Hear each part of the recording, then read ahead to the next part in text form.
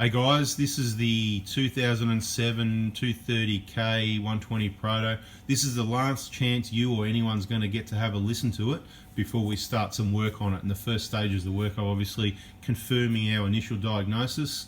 So at this stage, what we need to do is start the engine and move it from our one of our bays to our hoist bay to put it up with. First thing we're going to do, and we'll include in this video, is we're going to drop the oil out and check the oil pickup. So let's start the engine for now. Let's have a listen to it. Oh hell! That's bad.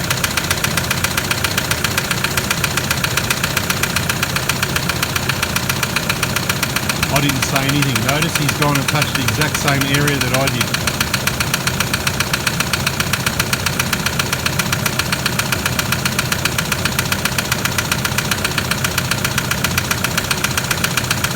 Alright mate, do you want to back it out and bring it in the other bay? Thanks.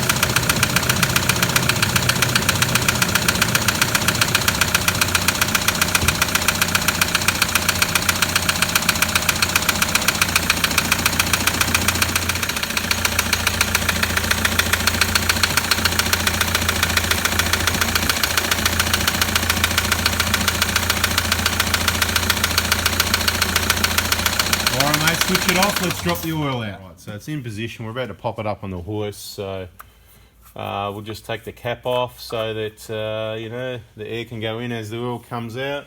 Pull the dipstick out to remind ourselves that the oil is drained. We're going to pop it up and let the oil out. We'll let it drain for a while because the oil is fairly cold. Have a lunch break and we'll come back after lunch and have a look at the oil pickup. Alright, she's up on the hoist. If I can get my assistant in there, let's take this plug out and just have a look what the oil's like, what comes out. It'll be interesting anyway.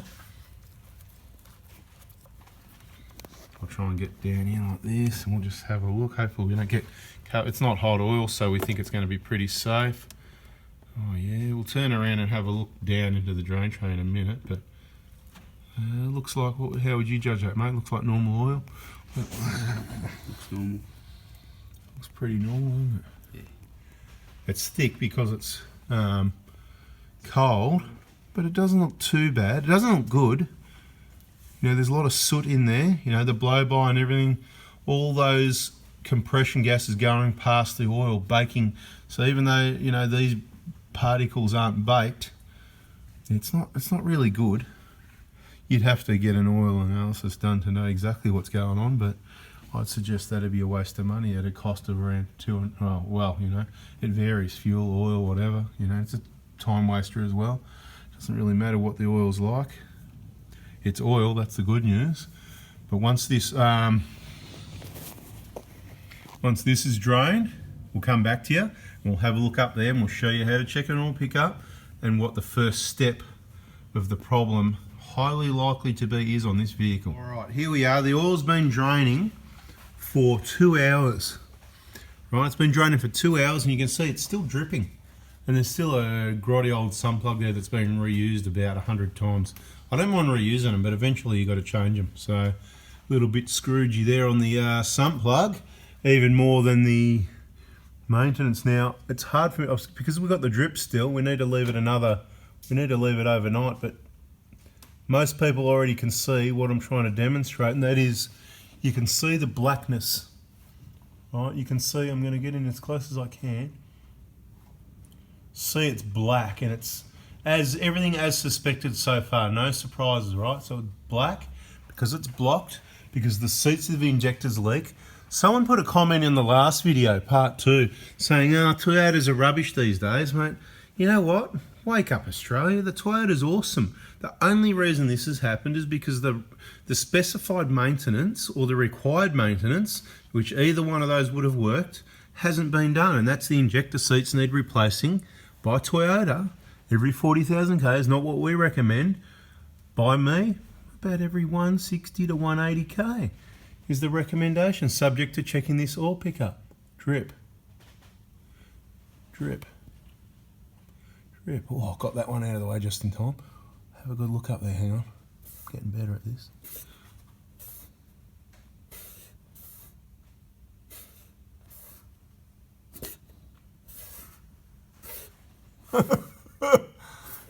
If we could leave it overnight, I'd wait. and show you without it dripping. And eventually we'll have the sump off this. So if you want to see those videos, stay subscribed with the bell on, and you'll get that email that comes through to let you know when the next video is here. Thanks for watching. Now we're going to put the plug in, drop the vehicle down and get the injectors out, and we'll show you how bad the blow-by in the situation is and quickly explain the situation all over again. This could have been easily avoided by changing the injectors at my recommended intervals. Thanks for watching, guys. So the vehicle's back on the ground. It's Friday afternoon, all hands on deck. We've got 6 sets of hands on this. Let's count 4, let's not count mine, because I just push really hard to release one of these clips, and it's really sore. I need to harden up, and yeah, what do they say? Drink some concrete. What do we got now? So we've got the intercooler off, we've got the cover off. We won't worry about the EJ. We just want to get the cover off the engine, the injectors out. So what we'll do now is get this wiring loom out, clip, undo these clips, the bolt at the top there. We'll get that throttle body off, the side plate to get the pipe out, cover over that. Look guys, all hands on deck, it's all happening. That's what I mentioned while we're taking the injectors out of this one. We've got some new tools we're going to try. They're actually EGT sensor tools for the EGT sensors, right? So in this kit's 13, 14 and 17 mil. And the 17 mil, we're going to give a fair trial out on the job. And so far the pipe's up at the valve cover. This works a little bit, but this one works, and when we get down on the common rail, we're going to give this one a good run. And if this is a kit that works out, it's something that we're going to use from now on, and we'll share the part number with you. Over here, all hands on deck, it's all happening. We've got a lot of components out of the way. Obviously the intercooler, the cover, the throttle body, the cover over the cover, for people that don't know, the Prados have got an insulating cover over the cover. So we're just getting to the stay on the manifold down there. That'll allow us to get the fuel pipes off, the valve cover off, then we can get the injectors out and show you this massive blow-by situation that I predict is going to have happened and be happening under this valve cover. The stage we're up to is going to be typical of most workshops or dealerships or diesel places working on an engine. There's debris under the valve cover. There's a cover over the valve cover. And this is the risk of contamination. It's just not worth it. We've taken these nozzle seals out. When the pipes come off, they come out. Deliberately, we've removed this one to demonstrate how easy it is for rubbish to fall from that seal into the inlet of the injector. Okay, so anyway, we'll continue on. I'll try and show you when these other ones come out. The mess in there, it's just not worth the risk. I said it in the other video, and this is what I find really annoying. So here we are, we've got the tools on the fuel pipes, and the risk that this gets pushed, this circuit breaker, right, and the positive touches the body of the vehicle, and we're arc welding. Not good. So if people can set things up so that they're safe and reliable, that would be helpful. Anyway, we'll just put a rag or something under it so that it can't get pushed onto the body of the vehicle. So we've got the valve cover off. Just want to show you what an engine that, look, I can't say if the service history has been any good or not, because when you've got blow-by and compression baking the engine oil, it can start looking like this pretty quick. But I'd say a combination of not the best servicing. It does look very dry up here, so what could be happening, a lot of not too much oil getting up here. But luckily, what I can see of the camshaft lobes on a visual without wiping them, actually looks like there's enough oil there to have kept those lubricated and keep those good. So fingers crossed, we can get out of this one with a hopefully cheaper solution.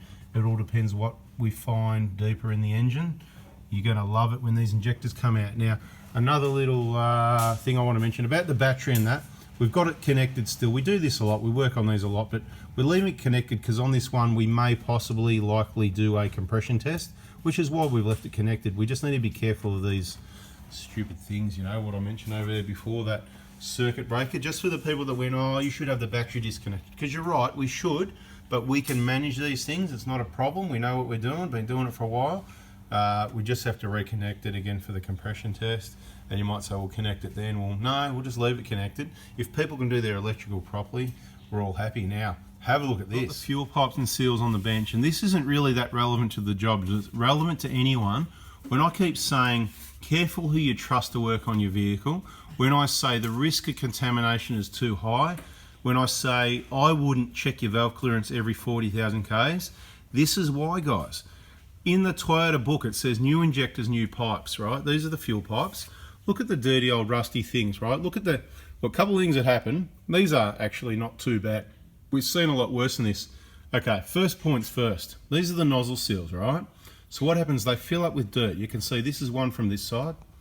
Here's one from the other side. You can see all the dirt in there. I'm not going to tip it out. We tipped it out of this one, right? That was what was, you know, what was inside that one. Now, when you lift those out, you tell me, what's the chances some of that debris falls through this way, or, you know, you're looking through from the outside that way, into the injector inlet? I'll tell you, there's a bloody good chance. What's the chances that's bigger than anything that gets filtered out of a fuel filter? Absolutely. If you can see it, it's a lot bigger. It's going to cause problems. Well, some of it's that big it may get stopped at the inlet filter, but as it breaks down with the fuel pressure over time, it's going to get pushed through, whatever. So there's no filtration at this area. The risk of contamination, you cannot let people that don't know how, I know what the words is. It's like brain surgery. It's probably even more important, if you like, to look after your diesel to make sure this is all nice and clean. You don't want to risk the contamination from these seals, those dirty old pipes or anything. And when you replace your injectors, you want to make sure you're getting brand new, genuine, sorry about that, you know, new pipes as well, new pipes, see, new pipes. Why would you put these dirty old things near your, you know, $2,000 new injectors or whatever, you know what I mean? Like, you spend all this money on injectors the whole job and you want to put these dirty old things near it? Why would you do it? Look at all the rubbish, even on inside of the threads and whatever. You know, new injectors, new pipes, bada bing. This video is not about that, but watch the other videos and you might sort of get the picture. Get the picture. Do you get the picture? Okay. Years ago we did photos, we've explained this. Now I'm trying to show you in a video. Hopefully you get it. Anyway, what's next on this engine over here? Oh, the excitement's building. We've got the valve cover off, all the clamps and everything off, and these injectors are about to need to be lifted out. We've got someone here that wants to give them a grab and a twist, number one, and see if they twist. And ooh, not budging too easy, mate. All right, that's enough on number one. Let's try number two and see if it moves. Yeah, funny that. Okay, number three. Lucky we got, that's what should happen, right? Number three, bit of a twist. All right, leave that one. Let's go number four, see what we're looking at. Can you reach from there, or with that mighty big bull bar you've got in front of your pants there?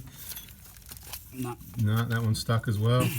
All right, so what we're going to do now is we're going to have to go and have a break. We're going to have a smoko. That's it for this video, guys, so stay tuned. There'll be another episode coming soon. Thanks for watching. Give us a thumbs up if you got something out of that, and subscribe, turn the bell on, and we'll show you another video on how to get these stuck injectors out.